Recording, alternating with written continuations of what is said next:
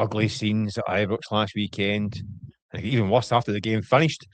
After 2 hours of so-called action, Gav, welcome to Game On. Your hot take right away from the kick-off here. I never know what's coming. You give me a fright. Big build-up. You're so serious. Straight away.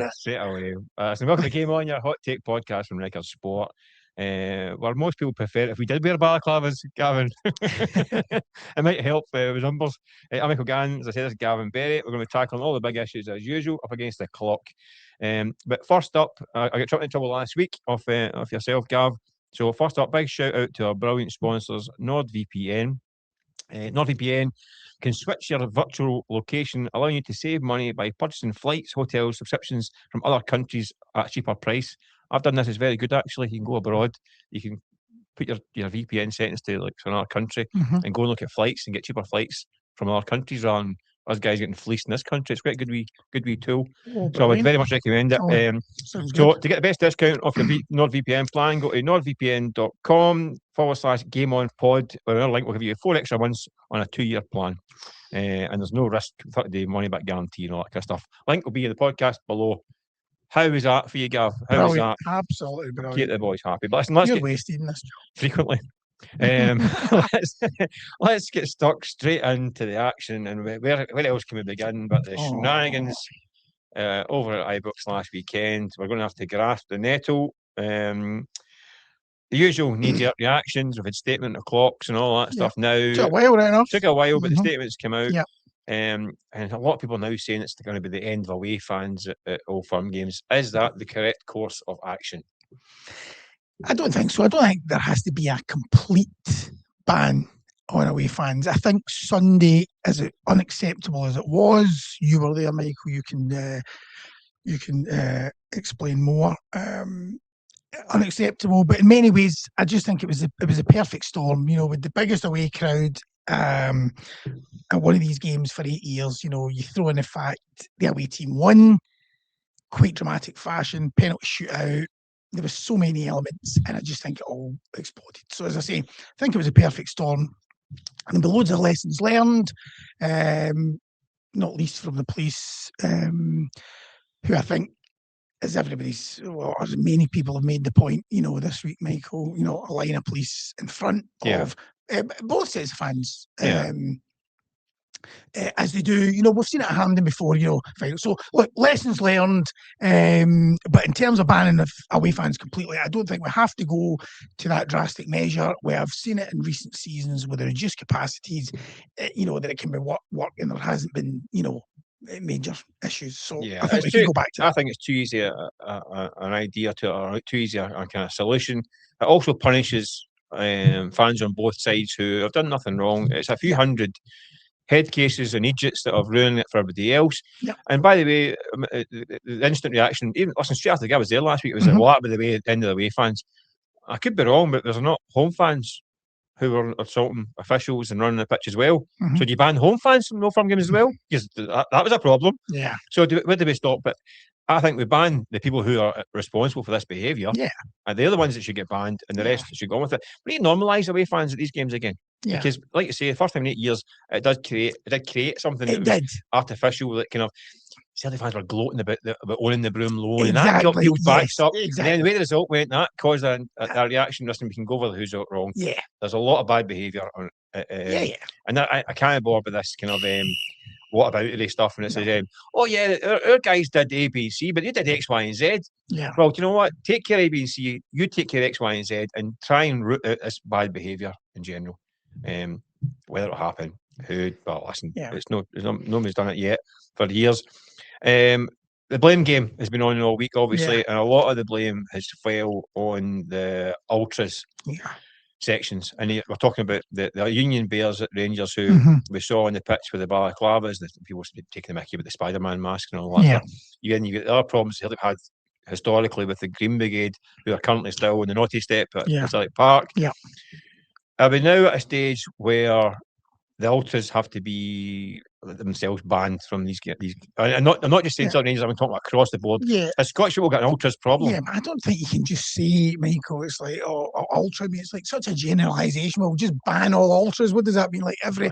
This is what we're doing. But it's like any group of supporters or in any walk of life, you'll have rogue elements within that. Are we just suddenly saying that every single ultra's a bad egg? I mean, no.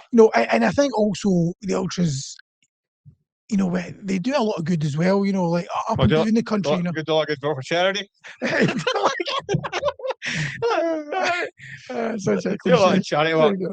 Are you a fan of the noise they bring to the game and all that? Oh, no, I think definitely there are a lot of stadiums where the atmosphere without them would be lost. No, definitely. And their enthusiasm, noise, colour, you name it, they do help. Well, I mean, listen, you talk to Celtic fans who say since the Green Brigade's banned, that the atmosphere has been nothing without them.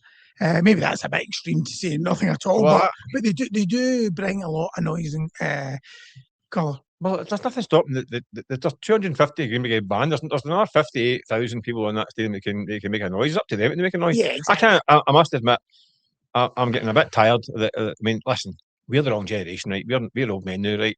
So these ultras tend to be groups of young boys who it's maybe a bit of gang culture about it as well. But you had casuals in our day. I was going to say, right? I mean, we grew up. I was just going to get to that. We grew up in the 80s when they had casuals who were proper bad ones. Some of them, I remember. I mean, I say myself, grew up in Glasgow. You go to Glasgow at a game when Hibs and Aberdeen were in town. You'd be I remember getting chased down Argyle Street by Aberdeen Hibs fans and all that stuff. It was wild back then in the 80s. And it was plain clothes then, wasn't it? Now it's masked. It's just a different. It's gang. It's a gang. It's like, listen, boys are drawn to this gang. Want to be part of something. They all dress the same and all that stuff. Yeah, they bring a bit of colour. I'm the old fella, mate.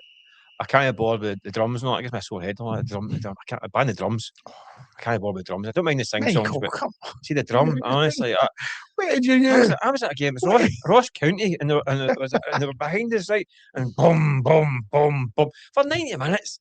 Like, I had been out the night before, Gavin. It's a wee bit of a sore head, and I'm like, I felt like, I'm going to wade in there and rip that drum off him and lob it. So for that alone, they should be getting banned.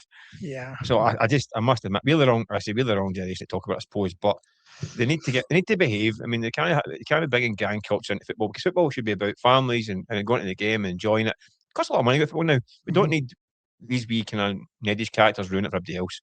And the behaviour last weekend was just enough's enough. Anyway, grumpy old man ran over. Ban the drums. Have you not got a football question? Come on, we're going to go into football because the fallout from last weekend. Obviously, Celtic. Yeah, managed to get through, having not managed a shot and goal until the penalty shootout. Yeah, a bad week for Danny Rohl. I mean, yeah, 2-0 leads. I mean, brilliant the first half of the league game, drawing 2 each Celtic, and then getting put out of the cup. Bad week. Did he get it wrong in these games? I think you can pick little things here and there, but I mean, certain, substitute over the 2 games, certain substitutions here and there. But I just think you have to look at the overall picture with Rangers. I think issues within the squad, run far deeper than just, a couple of decisions that, Danny Rohl might have made. The squad is clearly short in quality. I think he's only... not a cheap squad. I say only. He's brought in 4 players, of his own, inherited a squad that was failing. Yeah. A squad that has been criticised for not having the mentality, and changing that is something that so many managers have attempted at Rangers, since Steven Gerrard won the league. Yeah. 5 years ago, and they failed to do it. It's a bit like Man U down south. They keep changing the manager, but something fundamentally wrong at the club and with that squad of players. And I think changing that is a far bigger job than just saying over 2 games. Did Danny Rohl get it wrong? As I say, there probably were a couple of things. He took Mikey Moore off, didn't he? Eyebrows raised at that. But I have to say, I thought he looked knackered. He took 2 Romans off. People were criticising for that. He was on a booking. I did wonder about the decision to take off Giga when Suter come on, looked shaky. Yeah. But it's wee things you could level at him, but I do think. Well, you just named about 5 things there that I he's done know. wrong. I've said No, you didn't well, do anything wrong. I'm saying some people said Mikey. I thought he looked tired. Mikey Moore. I agree with you. I think to get Rangers back in the race, having where they came from, is a good achievement. It's a good run of games. They've slipped in. I mean, was it 3 wins and 9, and a lot of draws are really damaged them in the league now. What I would say is the way I think when he first came in, very much like Martin Neal at Celtic, he had to play a certain way to get results, and he did that. They're still playing that way after signing these 4 guys in the January. Wee bit one dimensional for what they spent.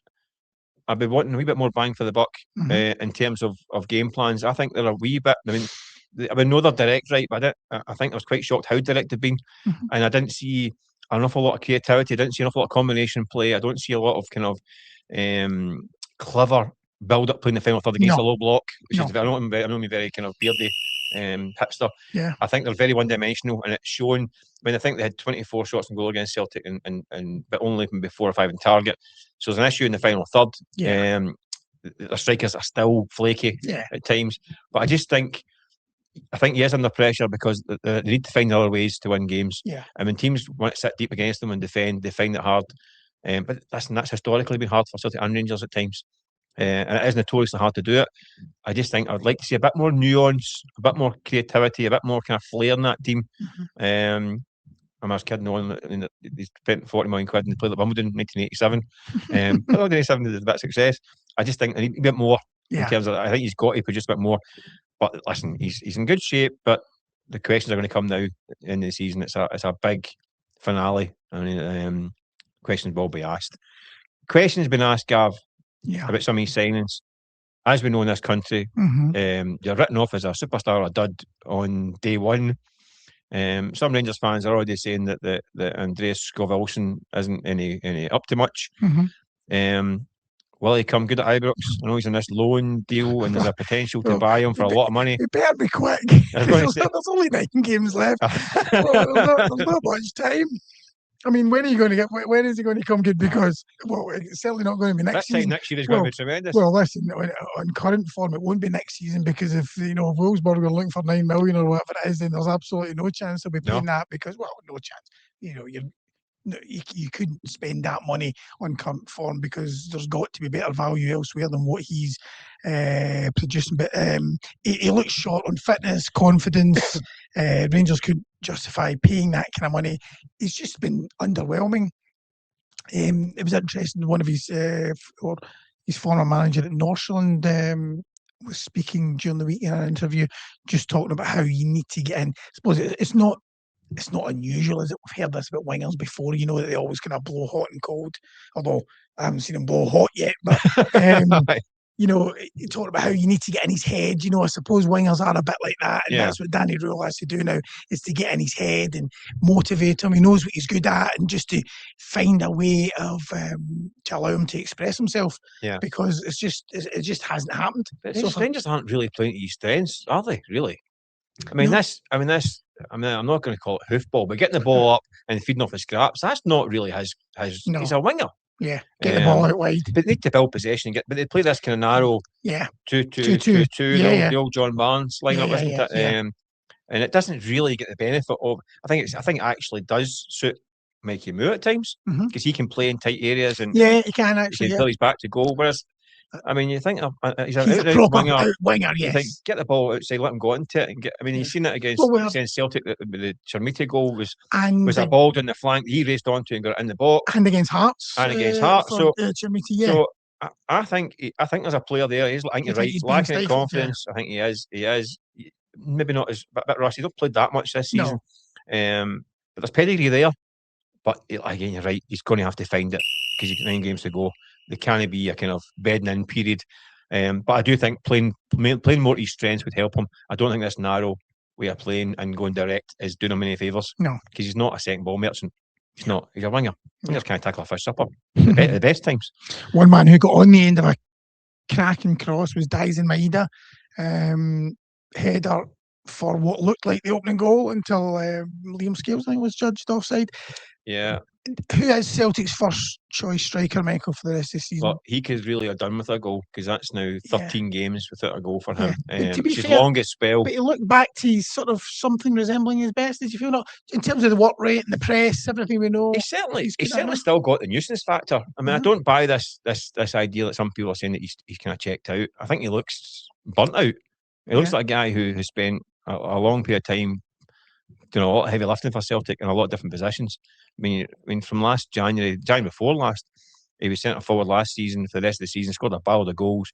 He's back into the wing one week. He's through the middle next week. He plays in centre forward for an hour. Then he goes in the flank for half an hour. It's a guy who's been flogged to bits. And he looks like a guy who's burnt out rather than checked out.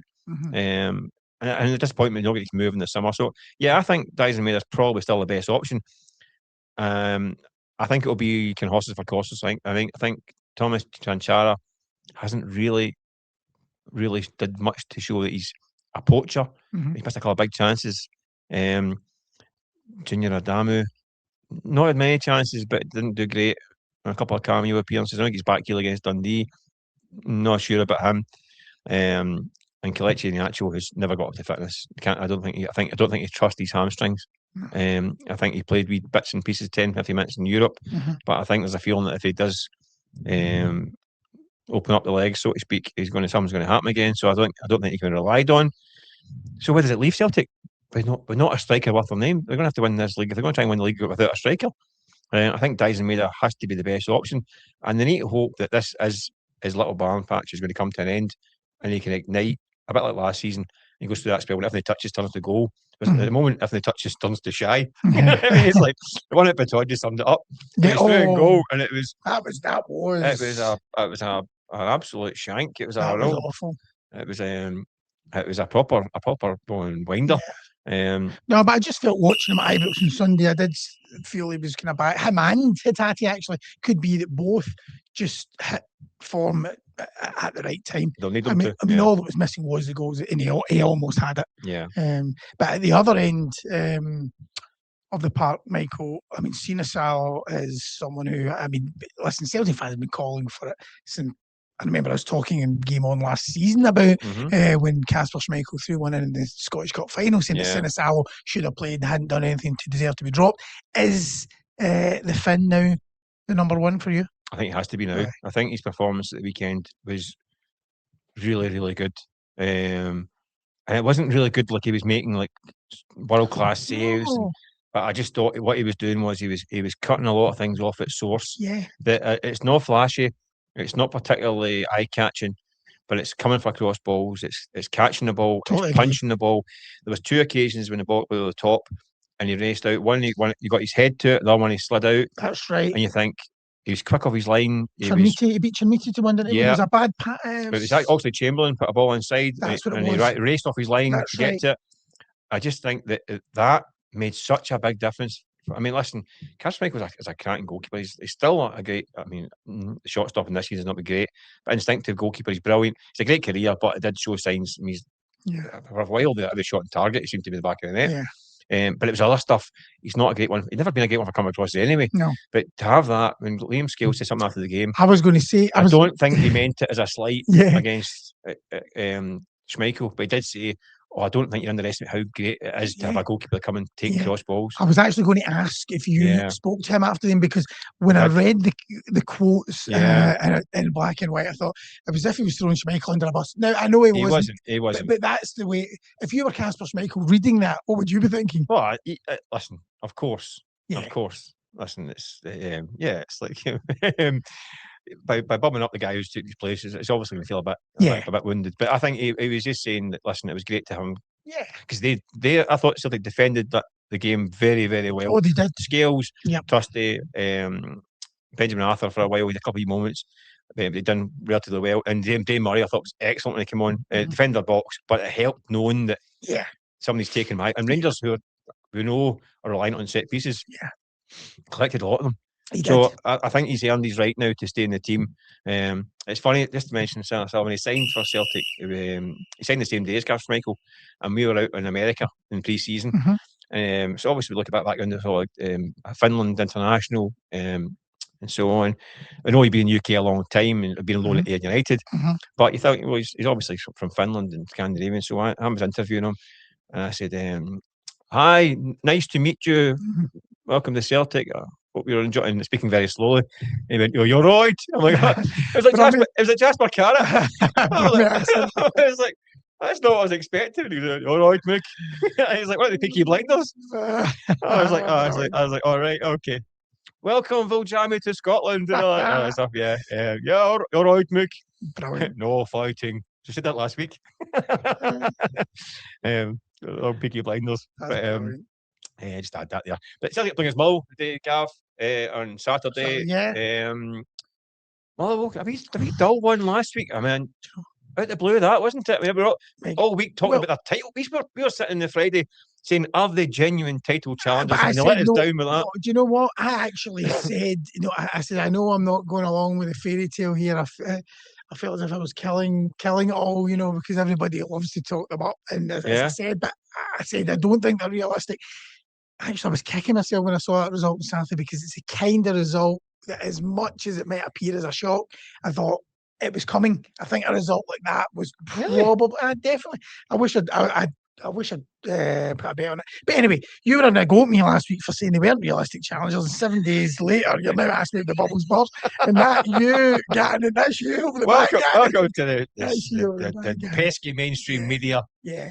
But and I actually think. But you're saying it was coming. I mean, no, but it's just when you're punching above. Hardly lost a goal. But when you're punching above your weight like that, as you have all season, and people then start to talk you up, it's just a result. You can just see. It beats St Mirren 5-0, and it beat United 2-0, and you go, "Oh, it's coming." I know, but you can't go on like that. But that was the whole point. That was why I said last week they aren't realistic title challengers, because there's no way they would be able to sustain that. Saturday will be interesting, because obviously, given last weekend's result, the pressure is now going to be off them a bit, and obviously the pressure on Celtic at home, Motherwell will probably quite enjoy. That's the kind of environment we'll enjoy. And of course, the manager been talked up as a potential. Well, he's got a season ticket Parkhead these days, hasn't he? So there you go. He'll be comfortable in his surroundings. What an addition from the bubble's not busted. They're having a great season. I mean, last week was a stinker. But they've been terrific. But Saturday will be interesting to see how they react to that now. And with no expectation on them really to go there and win. Yeah. They'll be able to play with a bit of freedom and just get back to doing what they do best. I think Motherwell I think they could. I wouldn't be shocked to see them get a result against Celtic, because Celtic was not going to have Callum McGregor. The midfield area, Motherwell are so good in the middle of the park. I mean, Elijah Just for me I think it's probably player of the year. I think not far off it. Elliot Watt, not far behind them. They build the game through the middle of the park. They dominate the middle of the park. Who's going to match that for Celtic? Who's going to be able to get a grip of that midfield for Celtic? No, so it's got to be Chamberlain or Bernardo. It's got to be Chamberlain or Bernardo or both. Hatate, who I think has come into the game, but he's not disciplined for that kind of deep lying role. Yeah. So Motherwell have got a great chance here. I wouldn't be surprised if Motherwell caused real problems. But Celtic have got this kind of Martin O'Neill kind of magic where they seem to get results by hook or by crook, don't they? So it'll be interesting. But the bubble would certainly not burst at Motherwell. They're still in a great season, and they're still going to finish really strongly, I think. Yeah. But we're back to the top of the table. The Jambos are back in action, having sat for 2 weeks watching the chaos elsewhere. We're now getting to the point where it's getting real for Hearts, isn't it? We had a few weeks ago, Pat Nevin saying that intelligent Hibs fans will be hoping Hearts win the league. Intelligent, inverted commas. Does Talent Mass count as intelligent? And then we've had our own columnist, Ryan Stevenson, obviously Jambo through and through. He thinks that Hibs fans will be saying, we want them to win because Celtic Rangers were so naughty last week and are so unlikable. He thinks Hibs fans are so... do some Hibs fans want Hearts to win the league? I haven't spoken to a single Hibs fan who would want Hearts to win the league. Well, I mean, it's funny, that's 40... that's 40 years ago this season, isn't it, that Hearts lost the league on the final day of the season, that dramatic finish when Celtic won 5-0 at Love Street. Albert Kidd, of course, scored the 2 goals at Dundee. That was 1986. In 1996, by which time he'd moved to Australia, Hibs supporters had a convention in Sydney, and they voted Albert Kidd their player of the year. So that tells you what Hibs fans think about the prospect of Hearts winning the league. And I don't think much has changed in 40 years. You know, when it's a derby at the weekend, they don't want to go in on a Monday to work if they've lost it because their workmates will give them a ribbon. So if that's just losing a derby game, can you imagine how it would be if they won the league? It's like Celtic fans with having won the European Cup. I mean, Rangers fans they'll always have that over. Rangers fans, Celtic fans will always have that over their rivals. And you know, if Hearts were to win this league, Hibs are never going to win the league. No. Well, I say never. Well, we wouldn't have said Hearts last. Well, that's last season. You'd never in your life imagine Hearts in this position. It's true, but it's unlikely, isn't it? It's extremely unlikely. Hibs are going to win the league in our lifetime. I was talking to Hibby yesterday. I said I dangled this scenario. I said, what about the derby, last game of the season, Easter Road? You get a chance to kind of trip up your rivals in the final day and wreck their title dreams. Would you take it? He said, absolutely not. I don't want a prospect. No. I do not want to be dealing with the prospect of Hearts potentially winning the title at Easter Road. He's like, absolutely not a chance. Really? He is. I mean, I think as I spoke to him, are dreading the prospect of Hearts winning the league, dreading it. And that's the nature of rivalry. You don't want to see your fierce foes having any success. This idea that it's for the greater good. There is no greater good when it comes to rivalry. No. So it's us saying, would you like England to win the World Cup? Of course you wouldn't want England to win the World Cup. I was hearing it last time. It was 60 years ago. Well, the last thing I want to do is England win the World Cup. That's our next door neighbours. Not a chance. No, thank you. But anyway, we'll get to that. It's going to be an exciting finale. Big changes. This week. Yeah. Elsewhere. Yeah. Came out of the blue a wee bit, Yeah, Stephen Robinson going to Aberdeen. Yeah. I mean, it's amazing that Aberdeen's director of football, your man, Farron Steele, he said he's got world-class contacts book and he's going to scour the globe. He's been MLS manager, was in the hunt, Scandinavian managers, and German managers. And it turns out, after 3 months of searching, the best man for the job is down in Paisley all along, who hasn't won a game since Christmas. It's unbelievable. So, is he the man to get them going? I think he is. But just for the very reasons you outlined, I don't know why it would take them so long. Obviously, his Fanning Steel has been flicking through his contacts book, had a couple of knockbacks. Alan Burrows has clearly come in and said, listen, I know a guy down the road that will do a job. And we talk about, Hearts, they're in this position this season because of Derek McInnes. Derek McInnes and Stephen Robinson been talked about in kind of similar levels, having success, in Scottish football. Stephen Robinson with Motherwell and then St Mirren winning the Premier Sports Cup this season. I don't know why Aberdeen fans aren't excited about the prospect of Stephen Robinson being in charge. I think it's this thing again of the kind of snobby attitude. Said it before about Rangers fans with Derek McInnes continually turning their nose up at him, despite him often giving them a bloody nose. So I think Stephen Robinson is exactly what they need. He might not be the sexiest name, but I think he is the man to get them going. And I think Alan Burrows is clearly... he's probably pulled rank in that boardroom and said.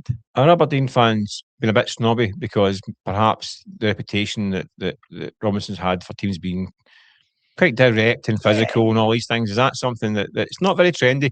By the way, it's coming back into fashion in Scottish in British football. Is that snobbery involved with Aberdeen? It is, yeah. But the bottom line is it's effective. He's going to make Aberdeen better. He'll get them organised, make them better. He's a good coach. Yeah. My only concern is I mean, I touched on my joking about Fanning Steel and all that stuff, and he's got a director of football there. He's got a different scouting department. He's been very much hands-on everywhere he's been in terms of recruitment and basically being a manager. He's a head coach. He's a head coach. I seen that release. He's a head coach. Which always kind of makes me kind of a wee bit concerned sometimes. If you give him control. He's got Alan Burrows who I think helps. I think your man Fanning Steel might be not long for the parish now. I think after his, I think he might not be getting the ear of the chairman for too much longer. Give the guy a chance. Aberdeen fans listen. Aberdeen needs to get a bit of time to warm up the best times. Give him a bit of time. He'll raise the. But I think what he'll do is he'll the base level for Aberdeen will now be set top 6 no matter what. Mhm. And then if he does really well, it'll be you name it. But if it's going to, he won't go below that level. That's now the bottom guarantee is that, because you'll get them organised, a better budget. By the way, you might see him playing sexier football with better players and more money. He's always been rubbing around trying to do bargains here and there everywhere. You never know, a few quid in his pocket, it might be different. Yeah. It might turn into the new Pep up there. It's a good coach, good manager. Yeah. I think give him a chance, he'll do all right. Yeah, definitely. Finally, did you watch it last week, Gav? Oh, unbelievable. Thank your recommendation for a wee pub I went to on a Saturday afternoon. Oh, yeah. And we sat and got a great wee seat, me and the boys, and we watched the Scotland against France game. Great. I mean, entertaining. What was it like? I mean, it was tremendous, wasn't it? Yep. Some great rugby going on. Scotland far out rugby, the other rugby boys, didn't they? Yeah. What did you make of it? And can they go and make history in Ireland this weekend? It's Paddy's Day in Dublin for the Six Nations crown. Well, you're saying can they? Of course they can. Will they? 11 defeats in a row, I think, for Scotland in Dublin. And that's I just built it up as a big excitement. I know, but that's the thing. Feeding my chips. My heart is saying it's going to be a nerve shredding thriller of a climax to this tournament. 3 teams, of course, can all win it in the final day, and then you end with Scotland in my head saying we won't get the result we need in Dublin. It'll end up in an anti-climax. But how disappointing is it actually that both games aren't on at the same time? I think we're going to lose some of it with it. Do you not think we should have the 2? I mean, that's a nightmare. Do you not think it should be 2? You're going to be waiting until 10 o'clock on Saturday night to find out. And one of either Scotland or Ireland are going to be cheering on England. That's when you were saying earlier about rivalries and all that. And you don't want to. Well, we're going to have to change our tune. One of the nations is going to have to change their tune on Saturday night. But they shouldn't be. I mean, that wouldn't be in any other major tournament. No. Where you know how in the World Cups, European Championships now, all the final group games have to kick off at the same time. We should be having they've missed a trick. Yeah. They've missed a trick. Yeah, it's a bit unfair, that one. It's listen, the Six Nations is slightly different, isn't it? I mean, it's got a different kind of way of thinking sometimes, but it's a bit more. I'm not saying it's a friendlier competition or less pressure, but there is pressure, but it's not quite the same. We should be having the split screen, shouldn't you? Every pub would be having the 2 games on. I think so. But it just seems to me there's something. Last week was so spectacular. I mean, I've never seen a Scotland rugby team playing like that for an hour. No, it's unbelievable. I mean, it really, you're watching it thinking against the defending champions in France, who have been, so dominant. It was just one of those special performances, and you think maybe there is something brewing. I mean, you think back to the pain in the rain in Rome. Well, that's the only thing. And people talking about Gregor Townsend getting hunted and all that stuff. By the way, the rugby boys have done some reverse ferreting this last few weeks, haven't they? I know. He's gone from getting kicked at the door to getting knighted. Yeah. I just think there's something brewing. No, I agree with you. I think it could be that it's just one of those years, that it's meant to be. And I think the last time Scotland won it, it was a similar scenario. Of course, it was only the 5 nations then. I think was it Wales had to beat England, and then it was a dramatic right to the death. So hopefully, we've never won the Six Nations, have we? No. So 1999 was the last time, was when it was the 5 nations. Yeah, the last 5 nations. That was the last 5 nations, and then it changed to 6 the following year. Yeah. Oh, let's hope. So this is a year. Let's hope the boys can do it. It'd be great. It's been a brilliant campaign. There'll be a few pints of Guinness getting sunk in Dublin Saturday night. Dublin would be the place to be on Saturday. Either way, of course. Fantastic. But listen, it's going to be another epic week in Scottish sport. We'll be back next week to do it all over again. Thanks for watching as always. Thank you. Don't forget to smash your likes and subscribe buttons, as youngsters always say. Get us on the usual socials, YouTube, Spotify, Facebook, Apple Podcasts. As always, welcome your comments. Get fired in. Big thanks again to our sponsors, NordVPN. Don't forget to check the wee links, because there is some good discounts in there, and it's well worth doing in this internet age. But again, thanks very much for listening and watching. We'll see you again shortly.